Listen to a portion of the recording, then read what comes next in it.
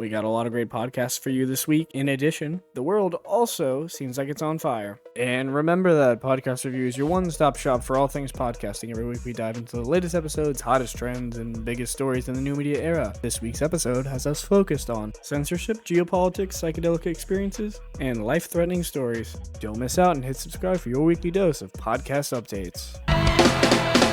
Coming to you live from the Comedy Mothership for a brand new episode of Kill Tony. Give it up for Tony. Let's go! On Kill Tony this week, Cam Patterson and William Montgomery missed the episode, but this week actually has some good bucket pulls. So if you want to watch some brand new comedians get after it, give this one a listen. I'm 4% Nigerian. That means I can say the N-word every 50 days or so. I'm married. I do most of my own laundry, I do all the cooking, I do most of the cleaning, and I pay most of the bills. The only reason I'm still married is because of the sex. The wonderful sex I'm having with her sister. I don't want to screw that up. I've got a real creepy uncle. My mom hoped that he wouldn't rub off on me. But he did it anyway. Spotlight of the week goes to Vsauce with their ayahuasca documentary. Join Michael on a scientific journey through the Amazonian jungle of Peru to experience mind-altering effects of the psychedelic brew ayahuasca. The visions, the visuals were really vivid, and the feeling of strangeness was really strong. I felt so small and so humble, but honestly, I liked it. I wasn't afraid of it. I was glad to be reminded that I'm weak. Accompanying Michael is the head of psychedelic research at the Imperial College of London, Dr. Robin Carhart Harris, who measured the impacts of the compounds on Michael's mind. Although my ego dissolved only for a brief few moments, I was teetering on that edge throughout the entire ceremony, and I was anxious to see what it looked like in my brain. Okay, so we found something quite interesting. We found that your brain activity became more complex, more diverse, more rich, more varied under the ayahuasca than at baseline.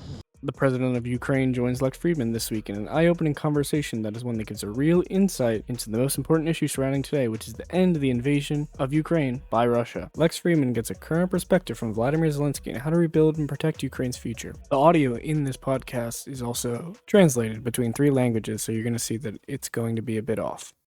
With Donald Trump, with Vladimir Putin, and together negotiate a ceasefire with strict security guarantees. An agreement will be signed. What will this look like without NATO? I will make it clear. And so, first of all, I think January 25th or some other day, Trump and I will come to an agreement. And then and I am sure that he can offer strong security guarantees together with Europe. And then we can talk to the Russians. Mel Gibson was on Joe Rogan this past week. He talked about his new movie, the sequel to The Passion of Christ, and this podcast dives into how Mel became a very spiritual person and what religion really means to him and humanity. Yep. I got hung once by mistake.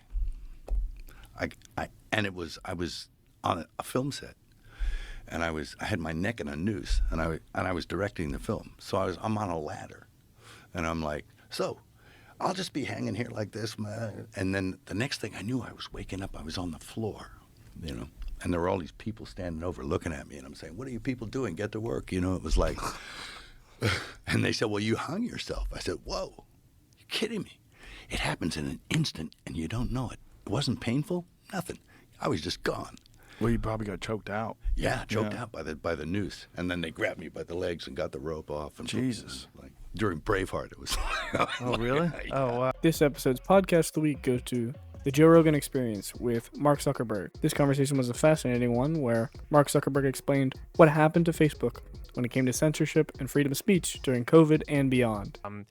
I think on that side, we just basically got to this point where there were these things that you just couldn't say, which were mainstream discourse, right? So, it's like Pete Hegseth is going to, probably be defending his nomination for Secretary of Defense on the Senate floor. And I think one of the points that he's made is that he thinks that women shouldn't be able to be in certain combat roles. And until we updated our policies, that wouldn't have been a thing that you could have said on our platforms because it would call for the exclusion of a protected category of people. And so, and it's like, okay, like on its face, yeah, calling for the exclusion of a protected category, that seems that like that's okay. There's like legal protections, there's all this stuff, but okay, if it's like okay to say on the floor of Congress, you should probably be able to debate it on social media. Yeah. So I think some of the stuff, I think well-intentioned, went too far, needs to just get rationalized a bit. But it's those two categories, misinformation and hate speech, I think are the ones that got politicized. All the other ones, which is the vast majority of the stuff that we do, is I think people generally agree that it's good and we need to go after it. But then you just get into this problem of the mistakes, like you're talking about. Okay, well, what confidence level do people want us to have in our enforcement? And at what point would people rather us kind of say, okay, I'm not sure that that one is causing an issue. So on balance, maybe we should just leave that person's account up, because the pain of just nuking someone's account when you're not sure or you make a mistake is like, that's pretty real too. Right.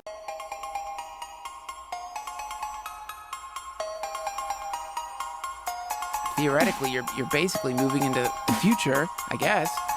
Then couldn't you take pictures of Earth in the past? If you could take pictures of Earth in the past, why couldn't you recreate them with this new technology?